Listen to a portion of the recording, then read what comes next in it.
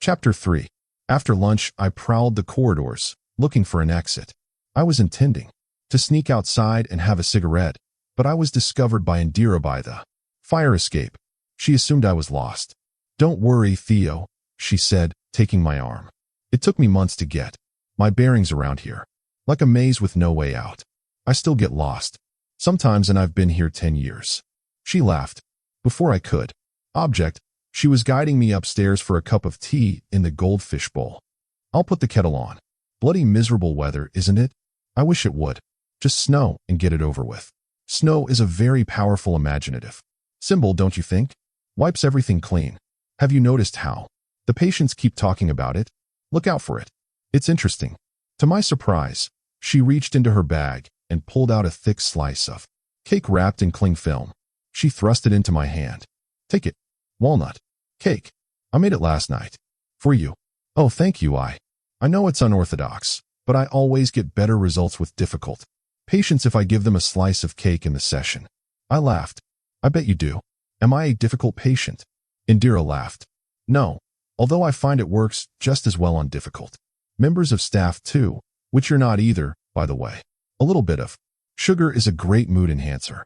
I used to make cakes for the canteen, but then Stephanie made such a fuss, all this health and safety nonsense about food being brought in from the outside. You'd think I was smuggling in a file, but I still bake a little on the sly. My rebellion against the dictator state. Try it." This was not a question, but a command. I took a bite. It was good. Chewy, nutty, sweet. My mouth was full, so I covered it with my hand as I spoke. "I think this will definitely put your patients in a good mood." Indira laughed and looked pleased. I realized why I liked her. She radiated a kind of maternal calm. She reminded me of my old therapist, Ruth. It was hard to imagine her ruffled or upset. I glanced around the room as she made the tea. The nurse's station is always the hub of a psychiatric unit. Its heart. Staff flow to and from it. And it is where the ward is run from day to day, at least where all the practical decisions are made. The goldfish bowl was the nurse's nickname for the station, as its walls were made of reinforced glass, meaning staff could keep an eye on the patients in the recreation room, in theory at least.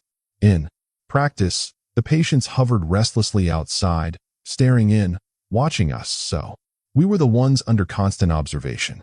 The small space did not have enough chairs, and the ones that were there were generally occupied by nurses typing up notes.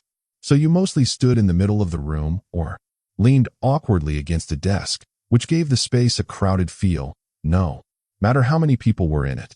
"Here you are, love." Indira handed me a mug of tea. "Thanks." Christian ambled in and nodded at me.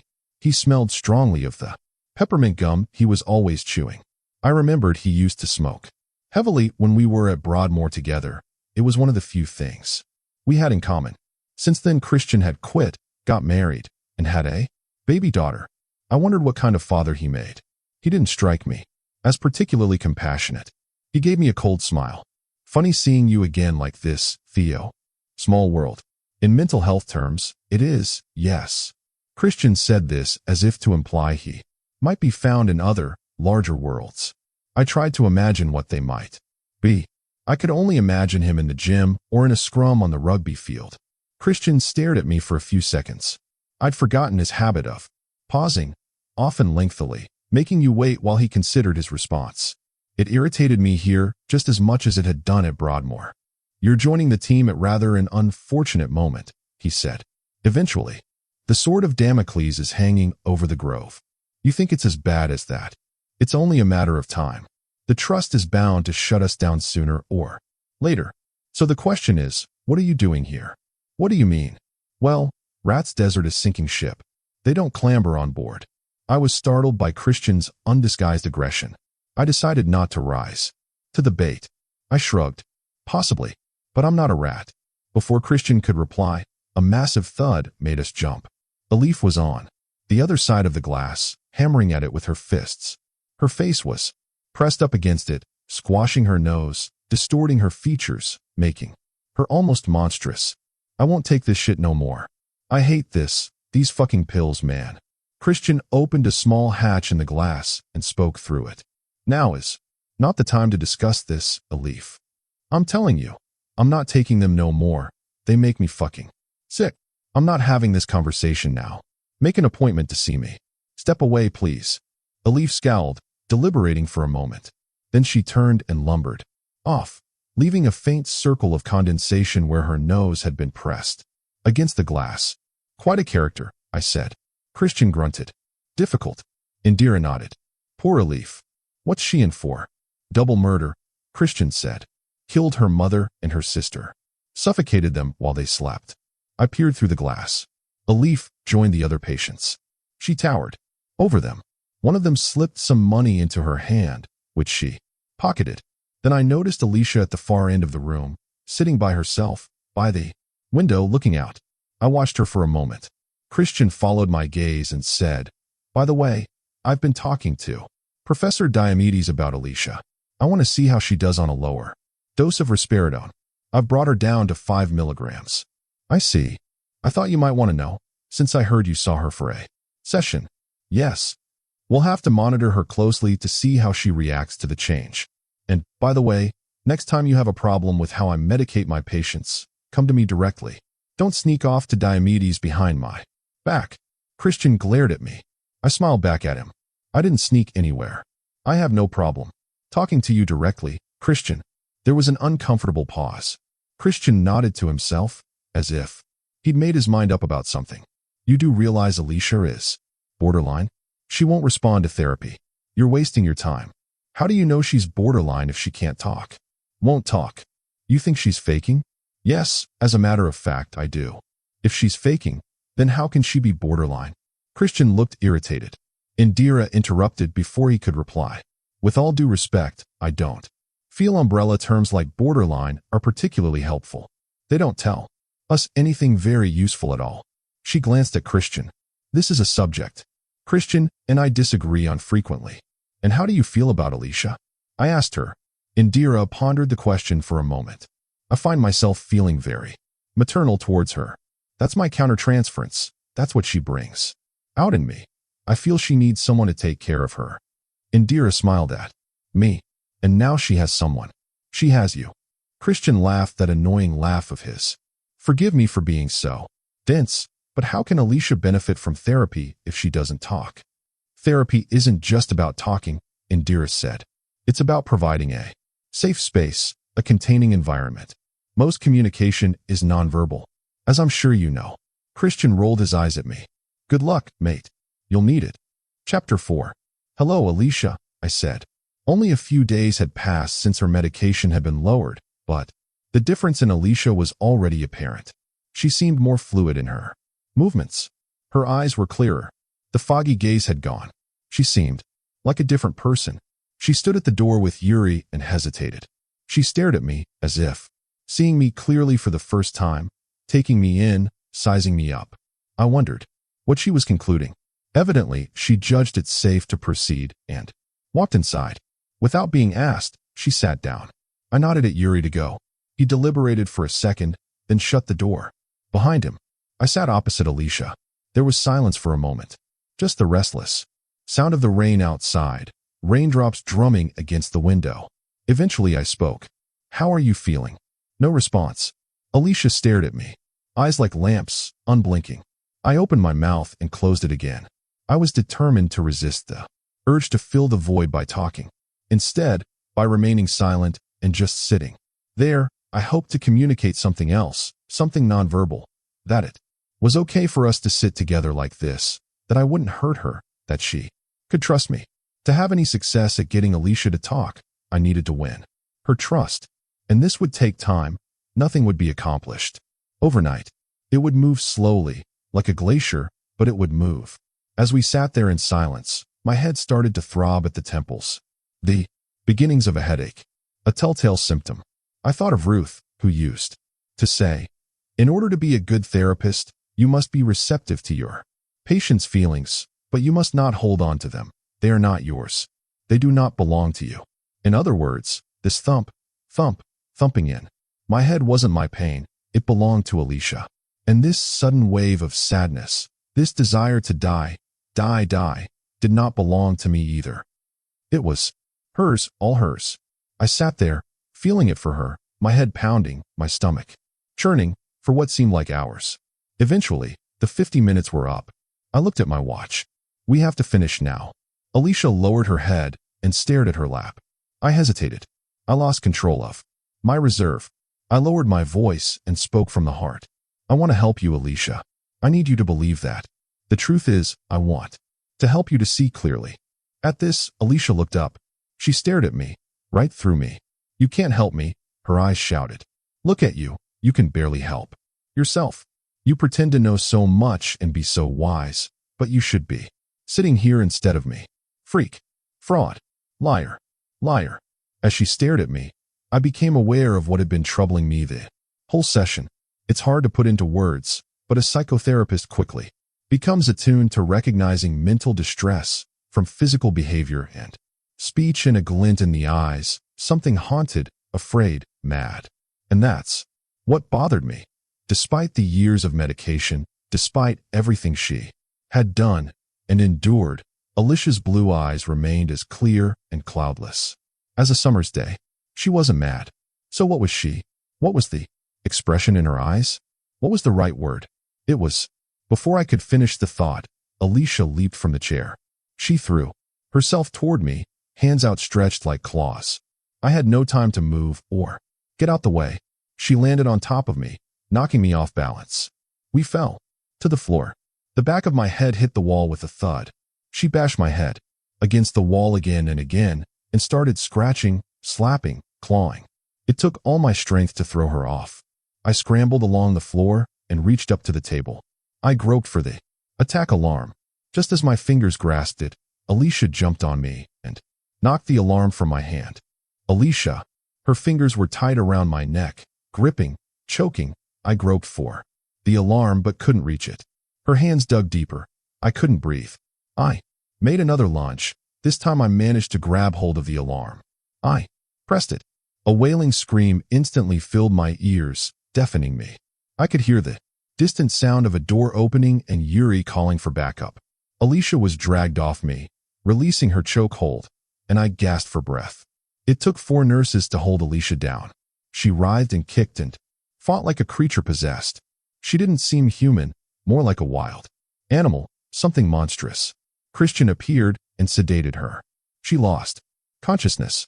At last, there was silence. Chapter 5. This will sting a bit. Yuri was tending to my bleeding scratches in the goldfish bowl. He opened the bottle of antiseptic and applied it to a swab. The medicinal odor transported me to the sick bay at school, conjuring up memories of playground battle scars, grazed knees, and scratched elbows. I remembered the warm, cozy feeling of being taken care of by matron, bandaged and rewarded for my bravery with a boiled sweet. Then the sting of the antiseptic on my skin brought me back sharply to the present, where the injuries I presented were not so easily remedied. I winced. My head feels like she hit me with a fucking hammer. It's a nasty bruise. You'll have a lump tomorrow. We'd better keep an eye on it. Yuri shook his head. I never should have left you alone with her. I didn't give you a choice. He grunted. That's true enough. Thanks for not saying, I told you so. It's noted and appreciated. Yuri shrugged. I don't need to, mate. The professor will say it for me. He's asked to see you in his office. Oh, rather you than me, by the look of him. I started getting up. Yuri watched me carefully. Don't rush. Take a minute. Make sure you're ready. Any dizziness or headaches, let me know. I'm fine. Honestly, that wasn't strictly true, but I didn't feel as bad as I looked. Bloody scratches and black bruises around my throat where she'd tried to strangle me. She'd dug so deep with her fingers, she'd drawn blood. I knocked on the professor's door. Diomedes' eyes widened when he saw me. He tooted. Puh. Did you need stitches? No, of course not. I'm fine. Diomedes gave me a disbelieving look and ushered me inside. Come in. Theo, sit down. The others were already there. Christian and Stephanie were standing.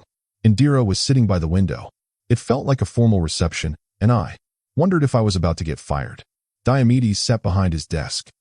He gestured to me to sit in the remaining empty chair. I sat. He stared at me in silence for a moment, drumming his fingers, deliberating what to say or how to say it. But before he could make up his mind, He was beaten to it by Stephanie. This is an unfortunate incident. Extremely unfortunate. She turned to me. Obviously, we're all relieved you're still in one piece. But that doesn't alter the fact that it raises all kinds of questions. And the first is, what were you doing alone with Alicia? It was my fault. I asked Yuri to leave. I take full responsibility. On whose authority did you make that decision? If either of you had been seriously injured. Diomedes interrupted. Please don't, let's get dramatic.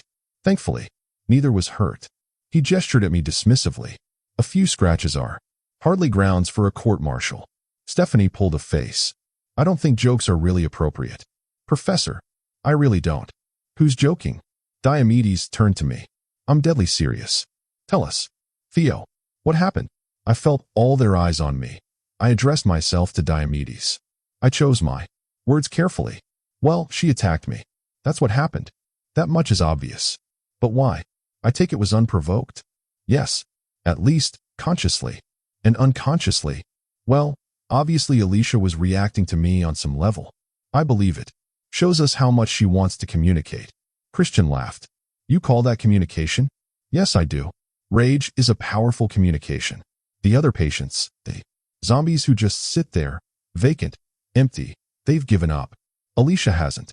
Her attack tells us something she can't articulate directly about her pain, her desperation, her anguish. She was telling me not to give up on her. Not yet. Christian rolled his eyes.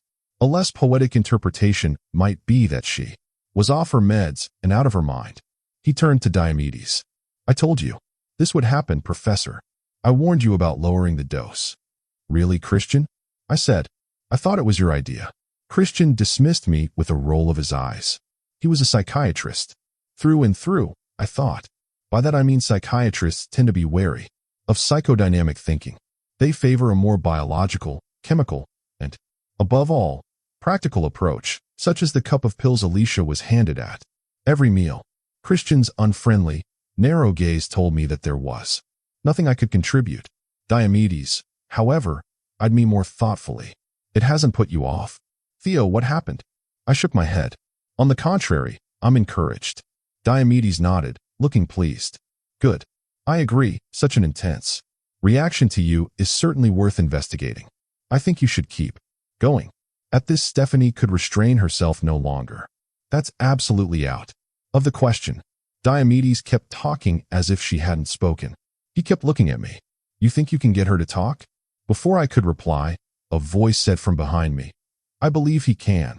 Yes. It was Indira. I'd almost forgotten she was there. I turned around. And in a way, Indira said, Alicia has begun to talk. She's communicating through Theo. He is her advocate. It's already happening. Diomedes nodded. He looked pensive for a moment.